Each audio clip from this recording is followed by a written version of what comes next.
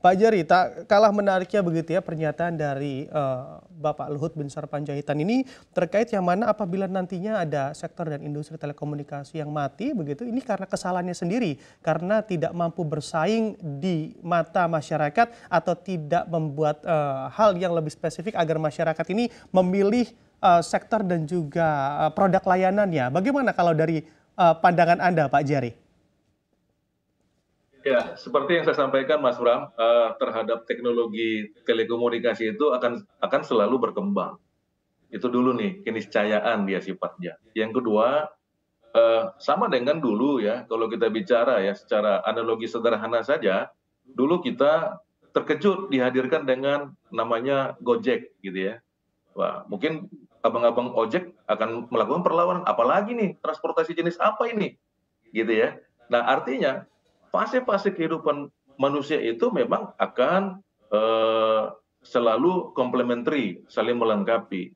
Nah, itu statement dari kita, asosiasi dan kawan-kawan. Tapi yang jelas dalam hal komplementari ini perlu dibahas rancangan bagaimana blueprintnya agar bisa berdampingan.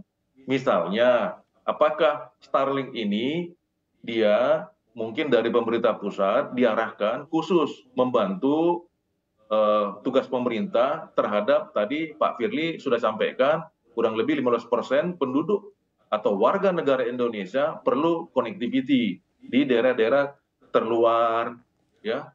Nah, 3T. Nah, sehingga akhirnya ini menjadi tolak ukur kita bersama sehingga akhirnya pihak industri yang sudah berinvestasi mungkin Mas Bram Ya. hampir selama 3 tahun ini itu ada sekitar investasi 3.000 triliun atau sebesar 190 miliar USD yang sudah ada.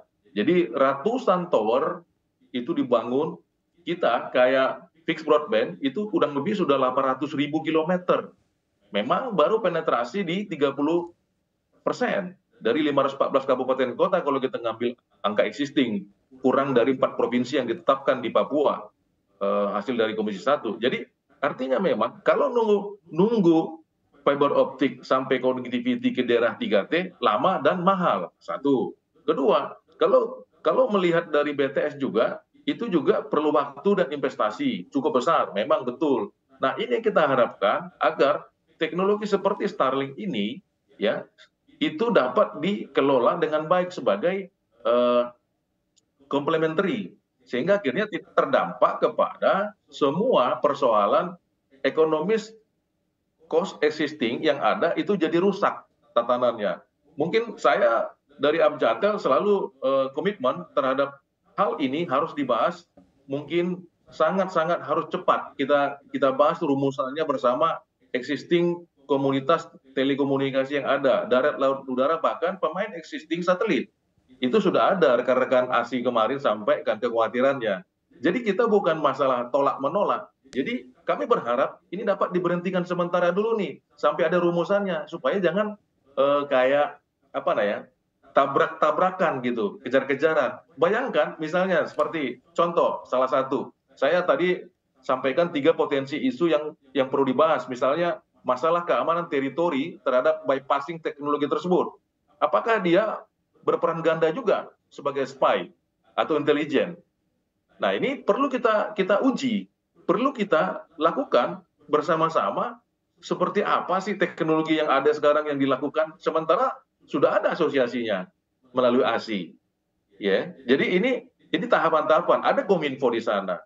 Ya. Nah, ini harus clear. Misalnya itu yang pertama, yang kedua, apakah kita nggak khawatir masalah data protection compliance-nya kita, sementara Undang-Undang Perlindungan Data Pribadi sudah ditetapkan, sudah dilaksanakan. Ya, jadi kita selalu teriak maling gitu ya. Oh, data-data kita, ID kita itu sudah barang tambang sekarang. Satu ID bisa dijual. Nah, atau bisa sekarang mungkin Mas Bram dan rekan-rekan semua itu kita untuk mengoperating semua yang namanya jual beli online itu dia tidak akan bergerak operasinya kalau ID-nya itu tidak approve terhadap sistem itu sebelum dijalankan untuk membeli atau apa. Nah, sehingga akhirnya yang paling penting kami secara infrastruktur ini proteksi investasi dan equal flying victim ini harus dibahas dulu nih cukup besar 3.000 triliun yang kita sudah investasikan selama hampir 30 tahun nih Mas Bram. Hanya karena ada satelit, itu pernyataannya kita nggak butuh BTS. Bukan begitu negarawan. Bukan begitu. Baik. Artinya kita bahas bareng-bareng. Ya, kurang lebih gitu Mas Bram. Oke, baik. Pak Jari, apakah juga dari pernyataan Anda juga bisa dikatakan begitu ya, walaupun saat ini Anda dikompetisikan secara langsung di pasar, kompetisi sempurna begitu ya, antara penyedia lokal dan juga penyedia asing, ini sebetulnya akan justru memang mematikan penyedia lokal, karena memang secara infrastrukturnya saja masih banyak PR di sana. Begitu Pak Jari? Bukan, artinya saya nggak sepakat ini bicaranya kompetisi. Kompetisi itu keniscayaan juga Mas Bram. Artinya apa? Semua produk harus diuji. Semua layanan yang namanya layanan itu harus diuji juga. Bagaimana pelayanan tersebut cukup aman, affordable dan seterusnya. Ya, artinya itu clear dulu nih secara umum pandangan kita biar sama persepsinya.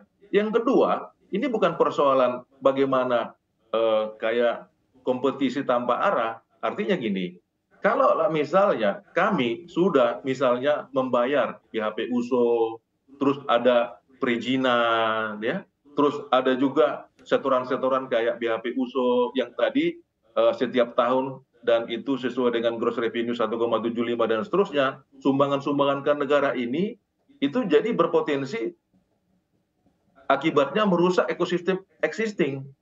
Misalnya contoh, pendapatan kita akan berubah secara existing industri kita yang menyebabkan setoran ke negara akan kurang.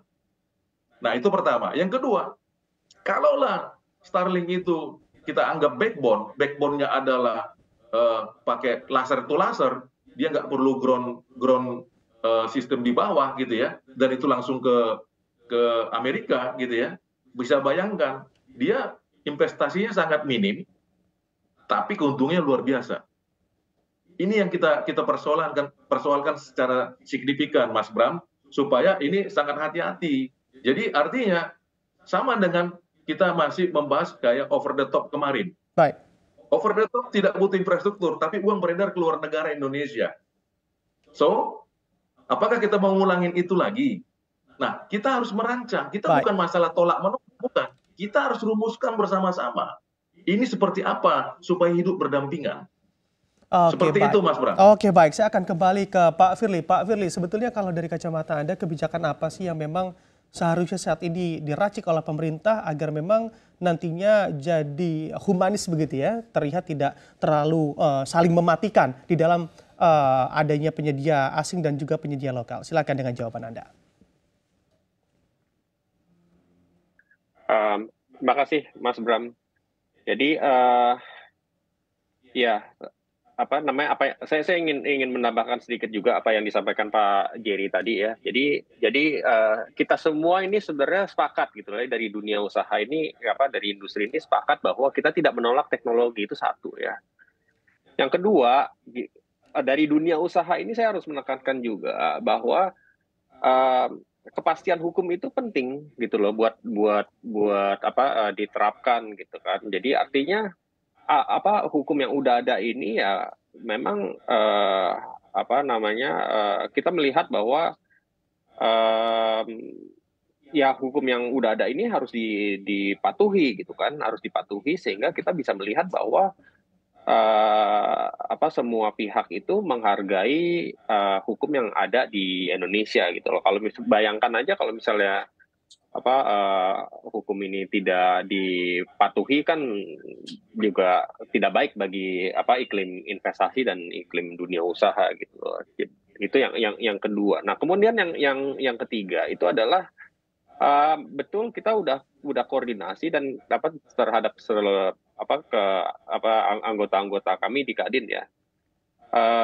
Selain asosiasi di bidang telekomunikasi, kami juga berkoordinasi juga dengan asosiasi yang memang mengguna jasa internet sebagai pengguna gitu loh.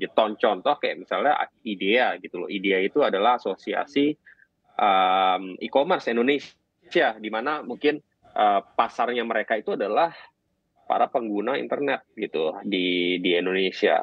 Ada satu lagi itu adalah Aftek gitu. Aftek itu adalah asosiasi fintech. Nah, asosiasi fintech ini penting karena inklusi keuangan kita itu 85%, 90% lah kalau nggak salah tahun ini. Nah, sehingga masih ada 20% masyarakat Indonesia itu tidak terjangkau oleh produk keuangan. Nah, di mana fintech ini masuk sebagai komplementari terhadap produk perbankan yang sudah ada gitu kan.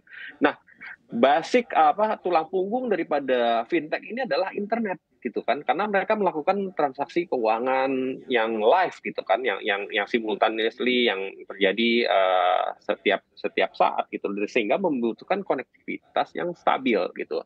Nah, ini juga menjadi pertimbangan kita gitu loh, bagaimana sebenarnya memang kita membutuhkan gitu kan internet koneksi yang baru. Nah, untuk menjawab pertanyaannya Mas Bram tadi gitu loh, justru memang kita semua sepakat gitu loh bahwa teknologi pertama tadi yang saya sebutkan, teknologi adalah inevitable. Nah, kita memang perlu merumuskan gitu loh bagaimana kita berkolaborasi gitu loh. Nah, berkolaborasi membuat suatu bisnis model tuh yang saling menguntungkan bagi pengusaha